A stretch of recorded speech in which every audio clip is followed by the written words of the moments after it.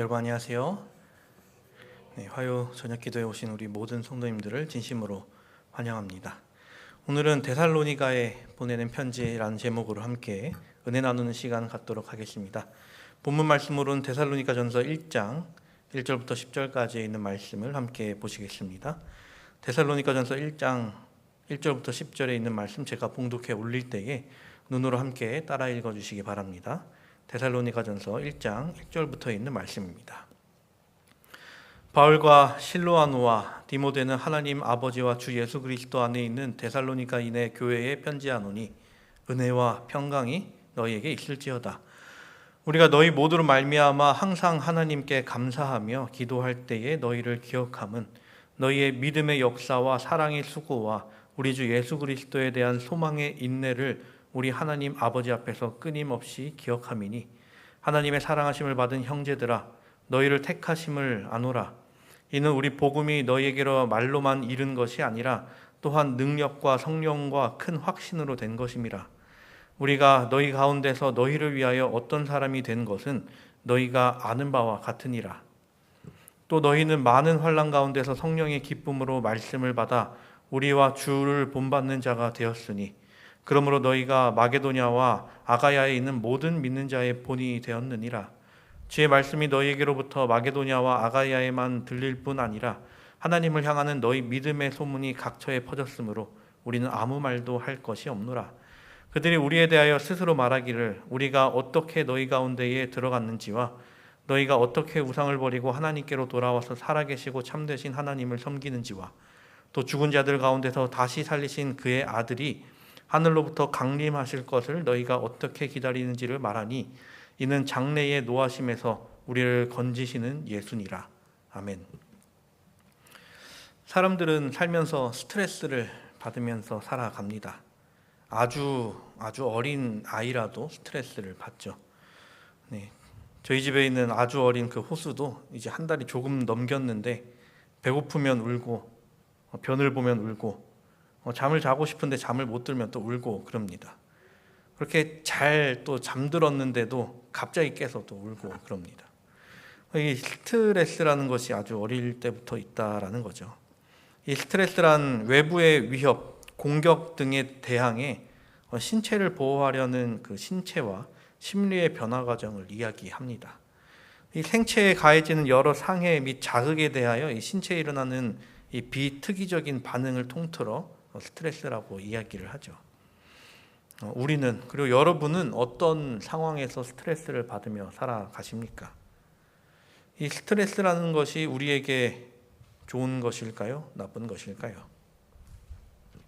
이 본래 스트레스 상황에서 사람의 반응은 이제 초창기 인류의 생존에 도움되는 것들이 있었습니다. 이 스트레스 상황에서 사람의 몸은 이 자율신경계 중 교감신경을 아주 흥분시켜서 이제 소화 연동을 중지하게 되죠. 그리고 이제 신체 말단에 혈액을 돌게 해서 심박을 증가시키고 뇌하수체가 활성화되게 하였습니다. 그렇게 사람은 긴박한 활동에 적합하도록 준비되게 됩니다. 인간이 에덴 동산에서 쫓겨났을 때 이제는 각자 도생해야 됐죠. 이제는 그토록 같이 놀았던 동물들이 이제 맹수가 돼서 사람을 공격할 수도 있기에 여러 위험한 상황에서 자신을 방어해야 했습니다. 그런 상황에서 인간을 생존하게 만들어주는 것이 스트레스의 작용이었습니다. 그런데 사람은 받아들일 수 없거나 받아들이기 힘든 상황에서도 스트레스를 받죠. 예를 들면 아무런 이유 없이 공격받을 때 그러합니다. 납득하지 못한 상황에 놓였을 때 역시 사람은 극심한 스트레스를 느낍니다. 사람마다 스트레스를 받는 폭이 다르기는 합니다. 그런데도 그 받는 폭이 넓은 사람일지라도 양적으로나 질적으로 그 사람을 범위를 넘어가는 많은 양의 스트레스를 받게 되면 그 역시 혼란을 겪게 되죠. 스트레스를 일절 안 받는 방법은 아무 일도 안 하고 아무도 안 만나고 아무런 갈등도 없는 것밖에 없을 것입니다. 그런데도 많은 사람이 스트레스로 인해 고통을 받습니다. 스트레스 받지 않는 방법을 알지만 그 상황에 놓일 수 없기 때문이죠. 그래서 사람은 이 스트레스로 인해 질병에 걸리거나 심지어 스스로 목숨을 끊기도 합니다. 이는 스트레스가 자신이 감당할 수 있는 한계를 넘었고 또 넘은 바람에 너무 크다고 느꼈기 때문일 것입니다. 그렇다면 사람이 가장 크게 스트레스를 받는 상황이 무엇이 있을까요? 종류를 따져보자면 우선 자기의 일과 관련된 문제들이라고 합니다. 은퇴나 혹은 해고와 같은 일들이 사람에게 아주 크게 스트레스를 줍니다. 그리고 또 다른 이유를 살펴보자면 결혼이 될 수도 있고 혹은 이혼이 되기도 하며 갑작스런 인간관계의 변화가 그 사람에게 큰 스트레스로 작용한다고 합니다. 그리고 가장 큰 것, 우리가 어느 정도 짐작할 만한 그것은 바로 죽음이죠. 가까운 사람의 죽음 혹은 가족의 죽음, 그리고 모든 상황을 통틀어서 인간에게 있어서 가장 극심한 스트레스 상황에 놓이는 것은 배우자의 죽음이라고 합니다. 사람이라면 누구나 반드시 받아야 할 네 가지 고통인 태어나고 늙어가고 병들고 죽는 일을 우리는 줄여서 생로병사라고 합니다. 오늘 바울이 이제 편지로서 방문하는 데살로니가의 교인들이 이것에 큰 관심이 있었다는 것입니다. 근데 문제는 이에 대한 정확한 이해 없이 본인들이 생각하고 싶은 대로 생각해 버리는 것이 문제였다는 것이죠. 지난주까지 우리는 바울의 2차 선교 여행을 살펴보았습니다. 어떻게 보면 마지막 급인 고린도에서 바울은 가장 오랜 시간을 보내게 되죠. 처음에 출발한 곳은 안디옥이었으며 거기서 더베와 루스드라를 지나 드로아를 거쳐 이제 빌립보로 들어갑니다. 이제 거기서 투옥을 당했다가 풀려나고 이제 데살로니가로 들어가게 되죠. 데살로니가에서 바울은 반대를 당하지만 이곳이 선교적으로 너무나도 중요하다고 판단했던 바울은 데살로니가의 실라와 디모데를 두고 데살로니가를 빠져나옵니다. 그리고 바울은 혼자서 베레아를 거쳐 아덴에 들어가게 되죠. 이제 아덴에 와서는 데살로니가에 있는 실라와 디모데를 호출합니다. 근데 그들이 오기 전 바울은 이미 에덴을 떠나 고린도로 가게 되었죠. 그리고 시간이 지나서 실라와 디모데가 고린도에 도착하게 됩니다. 오랫동안 못 봤다가 만난 동역자들을 너무나도 기쁘게 반겼습니다. 일단 서로 무사하다는 것 자체가 그들에게는 아주 큰 기쁨이었을 것이고 이 고린도에서의 사역이 너무나도 잘 되고 있다는 것이 그들에게 큰 기쁨이었을 것입니다. 그런데 이 기쁨을 나누기도 잠시 그들은 이 사역을 위해 회의를 진행합니다. 그리고 디모데를 데살로니가로 다시 보내기로 하죠. 이 데살로니가 교회가 온전히 세워지도록 하기 위함이었습니다. 그리고 이 데살로니가에서의 일을 마치고 온 디모데로부터 소식을 듣고 바울은 너무나도 기뻤습니다. 그동안 타지에서 고생에 생긴 피로가 아주 풀릴 만큼 좋은 소식이었던 것이죠. 이 좋은 소식을 들은 데살로니가의 성도들이 아주 잘 자리 잡고 있다는 소식을 들은 바울은 데살로니가의 형제들을 위해 편지를 쓰기 시작합니다. 그리고 당연하게도 그 편지는 데살로니가 교인들만을 위한 편지가 아닌 이 현 시대를 살아가는 우리에게도 전해지는 메시지라는 것이죠. 이렇게 바울은 그의 첫 번째 편지, 이 바울 서신의 첫 번째 편지를 데살로니가 교인들을 위해 그리고 우리를 위해 쓰게 됩니다. 바울이 이렇게 편지를 쓴 이유가 이것만은 아니었습니다. 그들을 통해서 기쁨을 누린 것도 있지만 최근에 믿음을 받아들인 사람들 중 회심 이후에 죽은 자들에 대한 견해에 대해 오류에 빠진 사람들이 있었다는 것이 가장 큰 이유였습니다. 사람에게 있어서 죽음이라는 것은 언제나 큰 관심거리입니다. 왜냐하면 이 죽음이라는 것은 사람에게 있어서 떼어놓을래야 떼어놓을 수 없는 것이기 때문이죠. 사람은 누구나 죽음을 겪습니다. 다른 누군가의 죽음을 겪기도 하고 결국엔 나 자신의 죽음까지 겪는 게 사람이죠. 이 죽음이라는 것에 관해 많은 관심을 가진 사람들이 있었습니다. 그런 사람들을 회심하게 했던 기별이 무엇이었을까요? 그것은 바로 재림에 관한 기별이었다는 것입니다. 그리고 데살로니가인들은 특별히 더 그리스도의 재림을 직접 목도하기를 원했습니다. 그런데 이 그리스도의 재림을 보기도 전에 자신들의 동료가 죽는 것을 보고 그들은 정말로 그리스도께서 구름을 타고 오실까라는 고민을 하고 있었던 것이죠. 어떤 사람은 내가 살아있는 동안에 그리스도께서 오실 것이다 라는 어떻게 보면 오류에 빠진 사람들도 있었습니다. 이것이 오류냐 아니냐라고 생각하기 좀 어렵지만 이것이 어떻게 오류로 변하는지를 생각해 보면 이것이 오류가 맞습니다. 이 예수께서 내가 살아있는 동안에 오시겠다라고 생각한 그들은 자신의 모든 생업을 포기하고 오로지 예수님만 보고 있는 것이 자신의 믿음을 보여주는 것이다. 칭찬받을 만한 일이다라고 생각했던 것이죠. 그래서 아무 일도 하지 않고 그 위대한 사건을 그저 앉아서 기다리겠다라는 것이었습니다. 또 어떤 사람은 이와 관련해서 예언의 은사를 무시하며 다른 은사들을 더 높이기도 했습니다.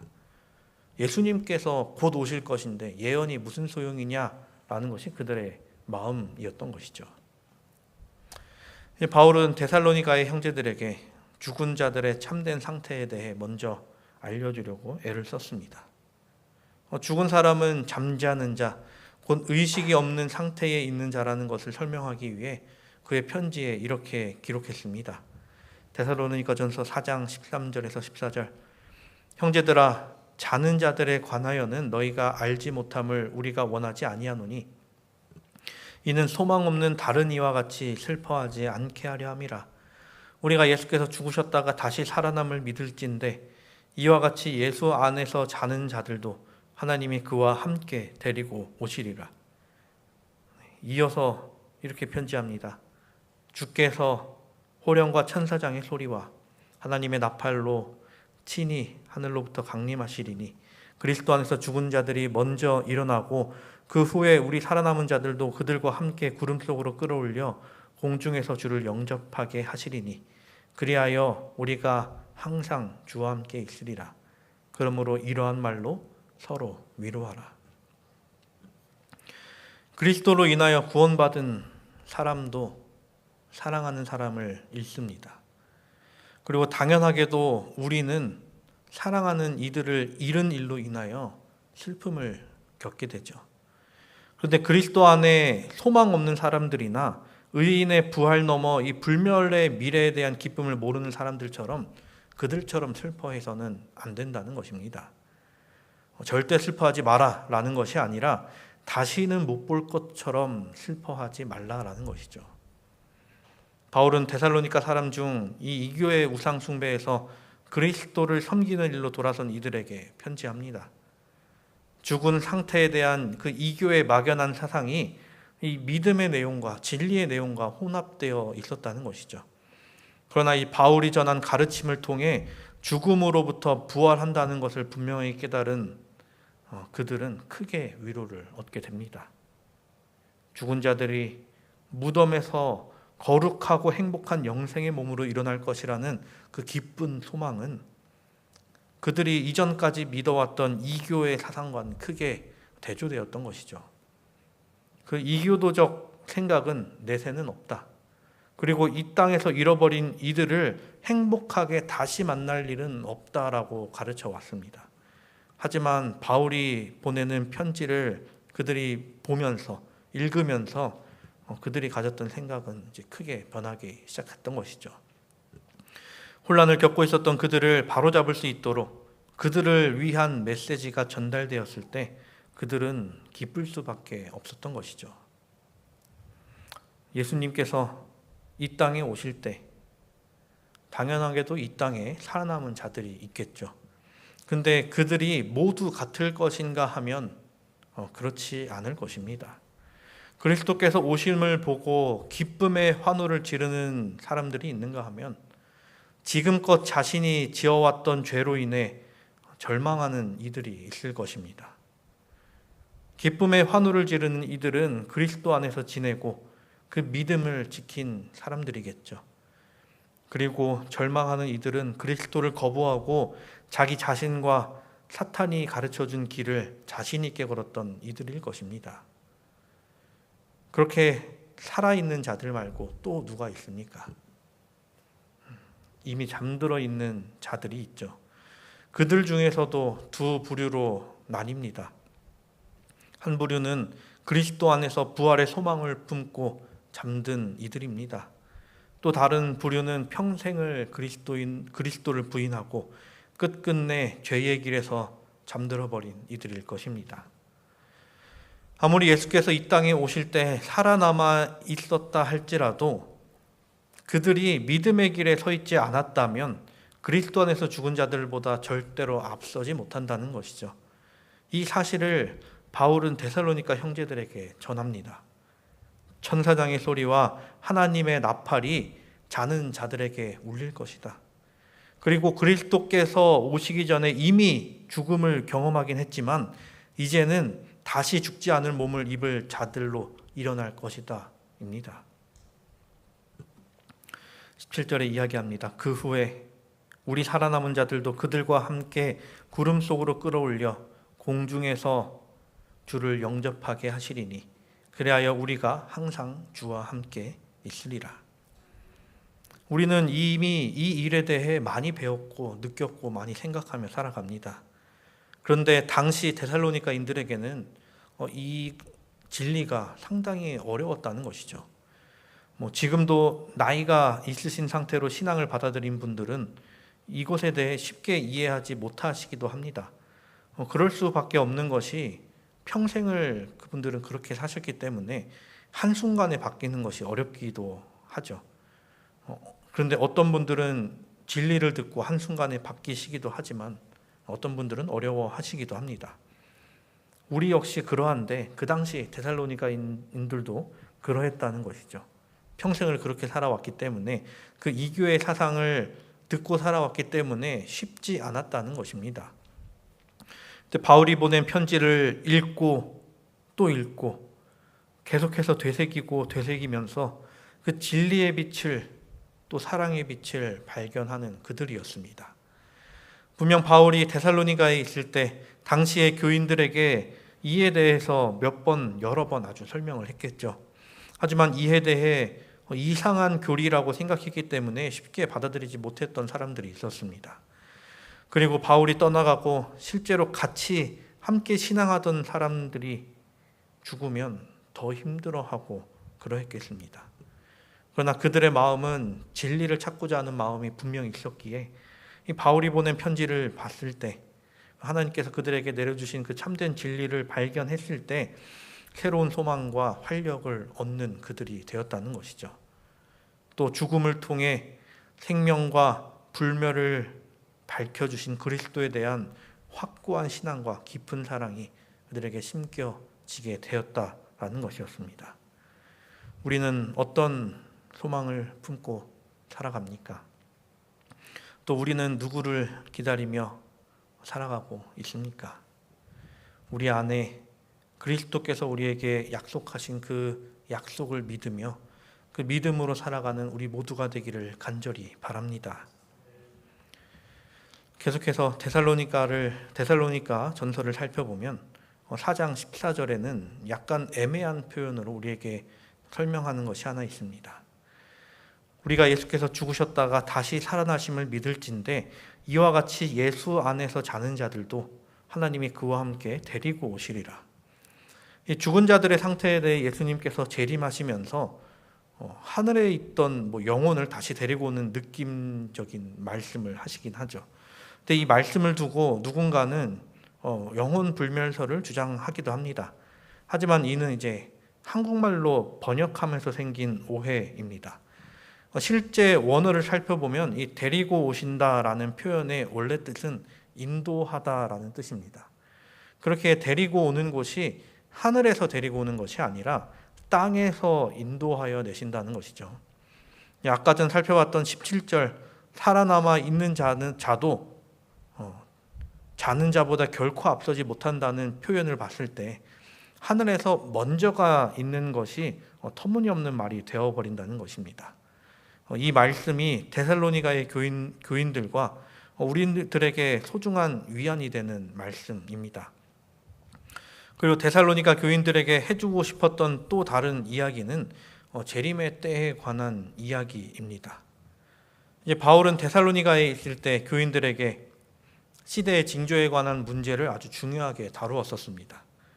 예수께서 하늘 구름 가운데 나타나시기 전에 어떠한 사건들이 일어날 것인가를 이야기했었죠. 그런데 이 사건들에 대해서는 이제 다시 기록하지는 않았습니다. 그렇더라도 이전 가르침에 대해 분명하게 언급하면서 바울은 이렇게 이야기합니다. 데살로니가전서 5장 1절에서 3절입니다. 형제들아, 때와 시기에 관하여는 너희에게 쓸 것이 없음은 주의 날이 밤에 도둑같이 이를 줄을 너희 자신이 자세히 알기 때문이라. 그들이 평안하다 안전하다 할 그때에 임신한 여자에게 해산의 고통이 이름과 같이 멸망이 갑자기 그들에게 이르리니 결코 피하지 못하리라. 이렇게 데살로니가서에 나타난 말씀을 우리는 하나하나 다 살펴볼 수 있죠. 근데 이 모든 것을 압축해서 핵심을 이야기하자면 결국은 그리스도의 재림에 대해 우리는 올바른 생각을 갖고 있어야 한다는 것입니다. 그리스도의 때가 가까이 왔다. 물론 바울의 시대에도 그렇게 이야기했고 그렇게 여겼으며 시간이 지른 지금도 그러합니다. 하나님의 때는 언제나 가까웠습니다. 재림의 징조가 더 확실하게 보이는 지금이 더 그렇게 느끼겠죠. 그렇기에 이 재림의 성취에 매우 가까운 때에 살고 있는 사람들은 언제나 깨어 있으며 근신해야 합니다. 근신하며 깨어 있는 그리스도인이란 일하는 그리스도인입니다. 열심히 자신의 삶을 순결하게 하며 하나님의 사업을 위해 할 수 있는 모든 일을 다 해야 한다는 것이죠. 그리고 그리스도에 대한 사랑이 커지면 커질수록 함께 동역하는 동역자들에 대한 사랑도 당연히 커지게 된다는 것입니다. 바울은 데살로니가전서 5장 12절 13절에 이렇게 이야기합니다. 형제들아, 우리가 너희에게 구하노니 너희 가운데서 수고하고 주 안에서 너희를 다스리며 권하는 자들을 너희가 알고 그들의 역사로 말미암아 사랑 안에서 가장 귀히 여기며 너희끼리 화목하라. 그리고 이어져 나오는 뒷부분에는 우리가 잘 아는 권면이 있습니다. 항상 기뻐하라. 쉬지 말고 기도하라. 범사에 감사하라. 이것이 그리스도 예수 안에서 너희를 향하신 하나님의 뜻이니라. 성령을 소멸하지 말며 예언을 멸시하지 말고 범사에 해하려 좋은 것을 취하고 악은 어떤 모양이라도 버리라. 평강의 하나님이 친히 너희를 온전히 거룩하게 하시고 또 너희의 온 영과 혼과 몸이 우리 주 예수 그리스도께서 강림하실 때에 흠 없게 보존되기를 원하노라. 너희를 부르시는 이는 미쁘시니 그가 또한 이루시리라. 아멘. 이렇게 바울은 데살로니가에 편지를 보냅니다. 근데 우리가 잘 알듯이 데살로니가에는 한 편의 편지가 더 있었습니다. 이는 바울이 가르쳤던 내용에 대해 그들이 올바로 이해하지 못하고 오해하고 있는 것들을 고치고 진정한 입장을 제시하려 하였던 것이죠. 후서 2장 2절에서 3절 이렇게 이야기합니다. 영으로나 또는 말로나 또는 우리에게서 받았다 하는 편지로나 주의 날이 이르렀다고 해서 쉽게 마음이 흔들리거나 두려워하거나 하지 말아야 한다는 것이라. 누가 어떻게 하여도 너희가 미혹되지 말라. 먼저 배교하는 일이 있고 저 불법의 사람이 곧 멸망의 아들이 나타나기 전에는 그 날이 이르지 아니하리니. 사랑하는 우리 성도 여러분, 데살로니가에 보내는 두 편의 편지를 통해 우리가 알아야 하는 핵심은 당연하게도 예수 그리스도의 재림입니다.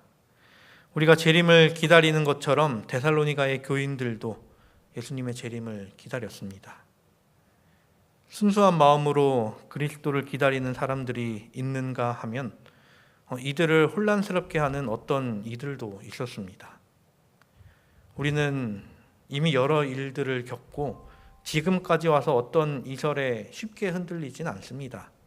하지만 우리에게 큰 위협이 오게 된다면 혹여나 흔들릴 수도 있지 않을까 하죠. 아직 그리스도의 재림은 시간이 남긴 했습니다. 얼마나 남았는지는 정확히 알 수 없으나 사탄의 계략이 정말로 성도들을 괴롭게 할 때가 왔을 때야 정말로 때가 가까이 왔다라는 신호일 것입니다. 세상에서는 우리를 보면서 우리가 때를 정하는 자들이라고 이야기하곤 합니다. 그런데 우리는 때를 정하는 사람들이 아닌 그저 때를 기다리는 사람들이죠. 그렇게 우리는 그 기다리는 시간 동안 우리에게 맡겨진 일을 해야 하는, 그리고 하고 있는 사람들입니다. 세상에서의 일이나 하나님께서 우리에게 맡겨주신 그 일 모두를 하는 사람들이죠. 이를 기억하고 우리의 기다림이 하나님께서 원하시는 기다림이 되기를 간절히 바랍니다. 그리고 서로를 위하여 성도들로 함께 힘을 얻어 힘차게 나아가는 우리 모두가 되기를 간절히 바랍니다. 데살로니가후서 마지막 말씀은 이러합니다. 제가 잘못 적었는데 데살로니가후서 3장 16절에서 18절에 있는 말씀입니다. 평강의 주께서 친히 때마다 일마다 너희에게 평강을 주시고 주께서 너희 모든 사람과 함께 하시기를 원하노라. 나 바울은 친필로 문안하노니 이는 편지마다 표시로서 이렇게 쓰노라. 우리 주 예수 그리스도의 은혜가 너희 무리에게 있을지어다. 우리 마석교회 성도님들, 우리 모두에게 그리스도의 은혜가 함께하기를 간절히 기원합니다.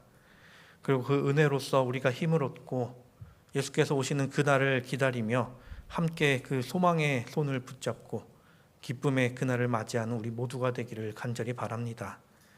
우리의 발걸음이, 그리고 우리의 시선이 주님을 향하며 주님의 오심을 바라보는 우리 모두가 되기를 바라며 말씀을 드리도록 하겠습니다.